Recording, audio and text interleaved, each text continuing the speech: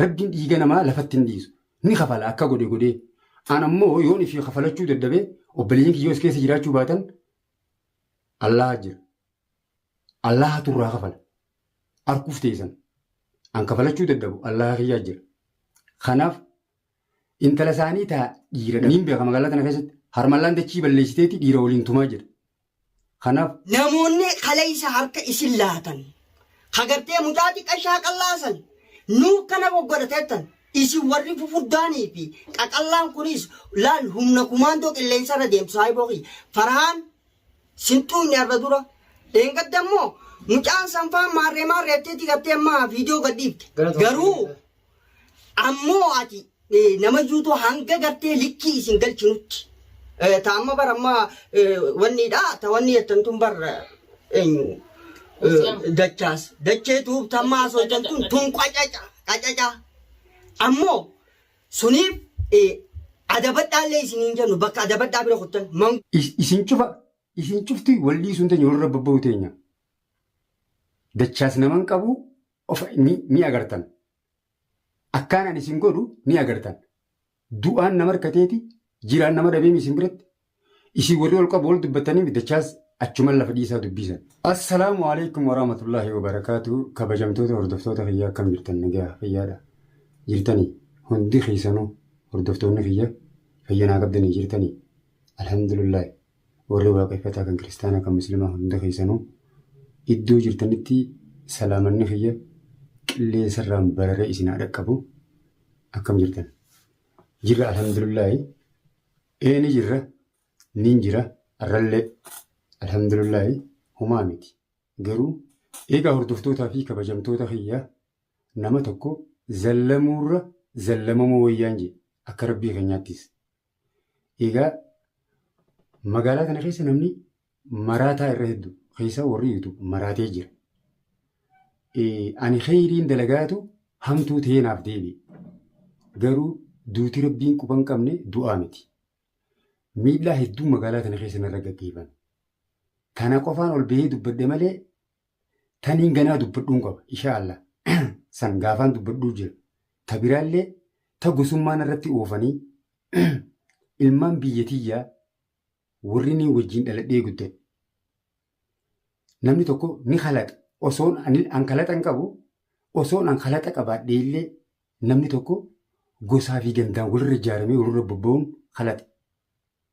Rabbiin gosa ittiin wal beekaa jee gosti guyyaa kan beekamti guyyaa lama moo sadii beekamti guyyaa intalti heerumtu guyyaa gurbaan fuudhu guyyaa gurbaa dhiini itti gale guyyaa kana beekamti gosti ilmi namaa tokko gosaa fi ganda dalaguu dura namummaadhaan namumma dalaguu wayya nama taanaan namni kabajamuu qaba dhalli namaa garuu namni waan kana wallaalee jira amma Abrahaam Abdallaa ilma biyyatiyyaati kaniifi nama bitatee sossobanii faaxeetu natti erganii harka lafa jalaatiin haada naaf hooyanii haasidummaa isaanii ani isiinis na dubbistee telefoonaan koottu naan jettee dhiifama ol gaafannee waa wal goone ji'ee dhaqee viidiyoo kaayyadhee viidiyoo irraa waraabe badiin qabu dhiifamaan gaafadhe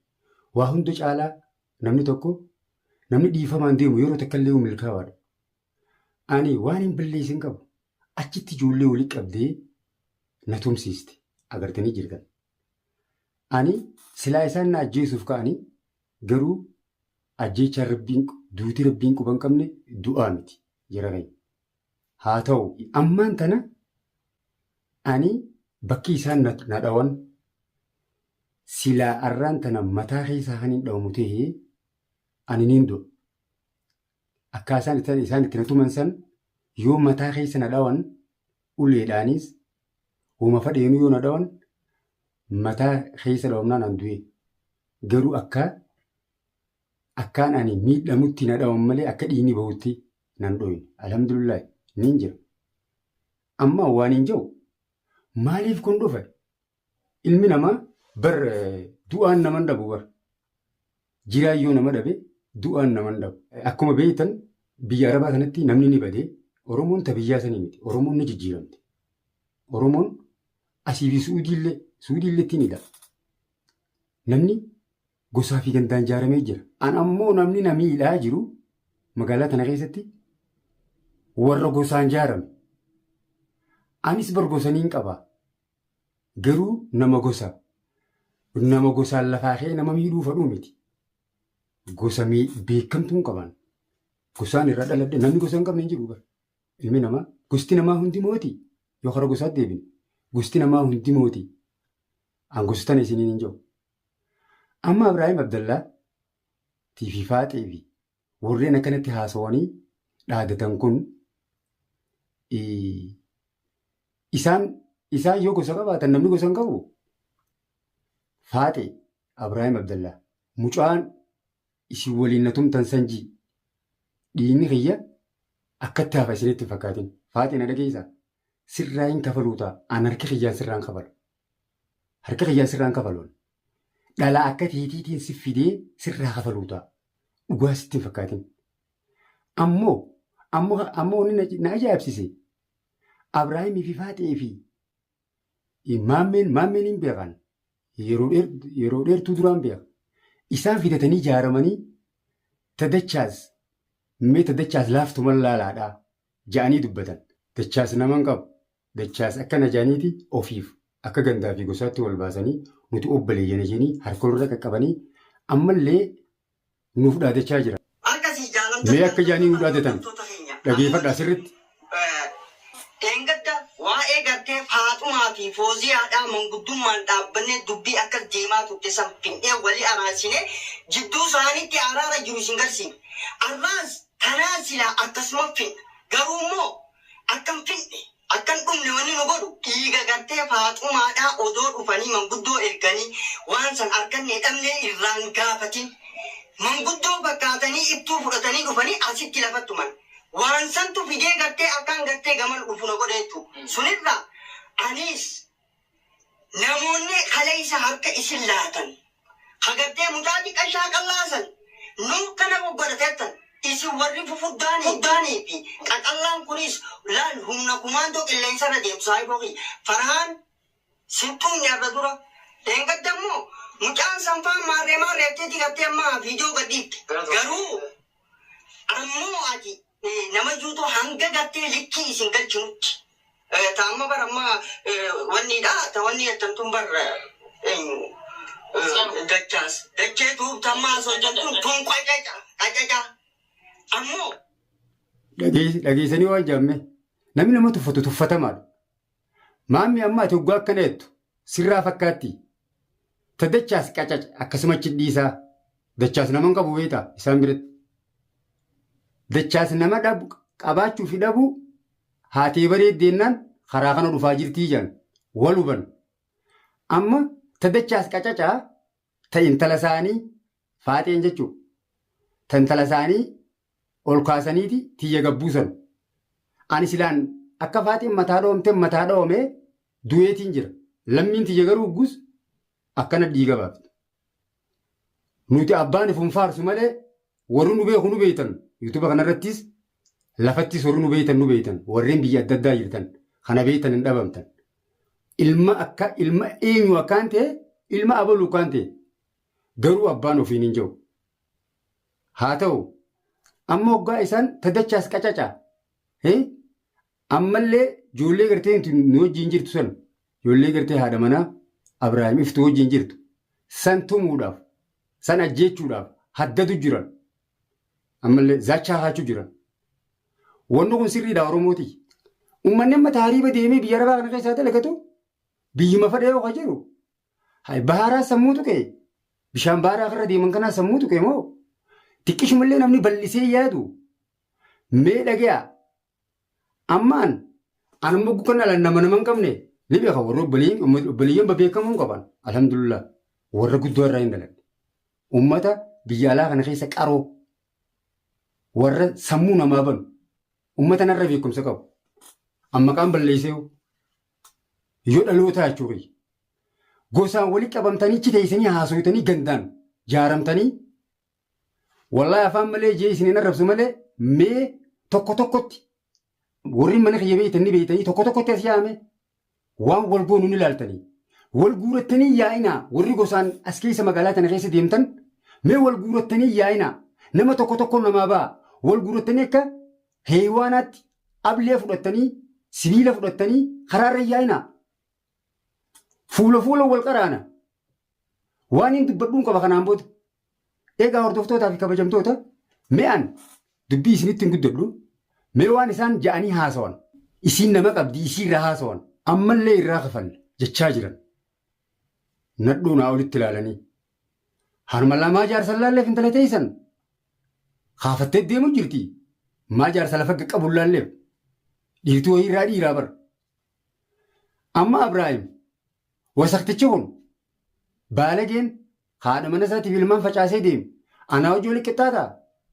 Mee waan dalagaa jiru keessatti waan viidiyoon isaan irratti haasa'e kun hunda keessa na laalameen tuqee jira. Araaramaaf na janajjantee namanatti ergitee na sossobdee viidiyoo haadhuma nuti waliif fayyinaattee an nagee gaafachuuf isii dhaqee gaafadhe. Uummatachitti awwaaltee goda keessaanitti as baaftee na tumsiste. Mee waan isaan ja'anii nuuf dhaadatan dhageeffadhaa jira kee.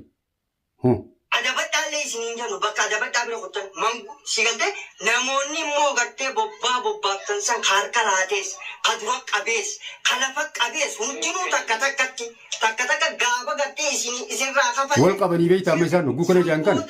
Nuumiti isin manguddoo. Isaanuma qofaan namaa bara. Namni dhugaa haa qabu. Isaan santu gattaa'ee dubbate. Namaa maqaa balleessanii jiran.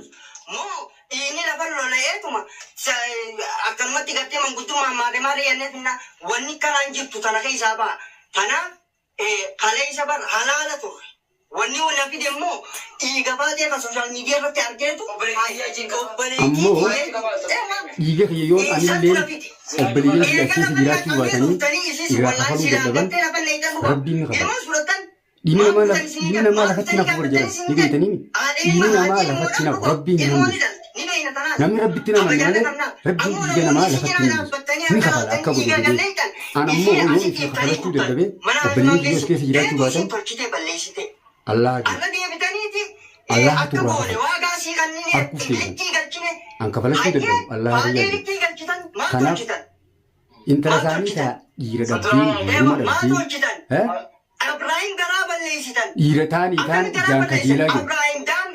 Niin beeka magaalaa kana keessa harmallaan dachii balleessiteeti dhiira waliin tumaa jiru. Kanaaf har'aa kaasee isinitti guddadhu hangaan viidiyoo haaraa qabannee fi hordofootaa fi kabajamtoota kiyya. Lagi anak berada, dia kan segera jenazah, ibu mana berada, bye bye. Manguddoo dhuftanii manguddoo lafa nama qabdu sin argine. Kanaaf isin inshaalla yeroo gabaabduu keessatti tadakkaas qacacaachika yeroo gabaabduu keessatti isin garsiisu ta'e akka isin goonaa maarree isin goonaa laami gugurda asaantii huuti mucaa qallaa maarree hin xiqqeessu oo saahibo obboleessa biyya dubbiin bar jabeenyi jaan onneedha. Jabeenyi jaan lafeedha. Jabeenyi jaan hadooddiidha. Jabeenyi jaan dhugaadha haqa. Sigalte ammoo isin cubbuun lafa naqamechuu waan sirriidhaatii miti. Intaluma dhalaata feeti. Dhiirti dhuftee asin lafatti irra deemtee. Sigalte irra deemtee lakkiiboo isin bar cubbuu isii tume.